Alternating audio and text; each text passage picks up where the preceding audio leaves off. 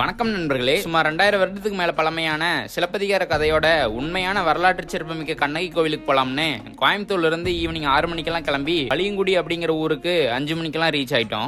6 மணில இருந்து மதியம் 2 மணி வரைக்கும் தான் மலையேற அனுமதி கொடுக்குறாங்க. சரியான கூட்டமா இருந்தது. அந்த கூட்டத்துல முட்டி மோதி தமிழ்நாடு செக்கிங் எல்லாம் முடிச்சுட்டு ட்ரெக்கிங் ஸ்டார்ட் பண்ணோம். நம்ம கூட நம்ம குண்டுபாய், அவனோட தம்பி நவீன் விலாக்ஸ் நவீன் ப்ரோ, அப்புறம் நம்ம பாபான்னு எல்லாரும் போனோம். நான் நெடு ஏறி கேரளா பேஸ் கேம்ப்ல கேரளா செக்கிங் எல்லாம் முடிச்சுட்டு அவங்களுக்காக வெயிட் பண்ணிட்டு இருந்தேன். தென் எல்லாரும் வந்ததும் தண்ணி குடிச்சிட்டு ஏற ஆரம்பிச்சோம். இந்த ட்ரெக்கிங்லயே இந்த 2 செங்குத்தான மலை தான் கொஞ்சம் டஃப். கிட்டத்தட்ட 3 மணி நேரத்துல மலையோட உச்சிக்கு ரீச் ஆனோம். இந்த கோவிலுக்கு குமிழி வழியாவும் சிலர் நடந்து வராங்க, ஜீப்லயும் வராங்க. நீங்களே பாருங்க எவ்வளவு ஜீப் வருதுன்னு. கோவில் கிட்ட ரீச் ஆனதும் ஃபேஸ் வாஷ் எல்லாம் பண்ணிட்டு கியூல நின்னோம். சரியான கூட்டம். அப்படியே கொஞ்சம் கொஞ்சமா நகர்ந்து மங்களதேவி கண்ணகியை நல்லா தரிசனம் பண்ணோம். மங்களதேவி கேரள முறை வழிபாடு, கண்ணகி கோவில் வந்து நம்ம தமிழர் முறை வழிபாடு. இந்த தரிசனம் எல்லாம் முடிச்சுட்டு வெளியே வந்து நின்னோம். எங்களுக்கு அப்புறமும் இன்னும் பக்தர்கள் வந்துட்டே தான் இருந்தாங்க. அவ்வளவு கூட்டமா இருந்தது. ஏன்னா வருடத்துக்கு ஒரு முறை மட்டுமே, அதாவது சித்ரா பௌர்ணமிக்கு மட்டுமே இந்த கோவிலுக்கு அனுமதி கொடுக்குறாங்க. மற்ற நாள் எல்லாம் அலோவ் பண்றது இல்ல. தென் அங்கேயே ஊர் மக்கள் சார்பா அன்னதானமும் ப்ரொவைட் பண்றாங்க. அதையும் வாங்கி சாப்பிட்டுட்டு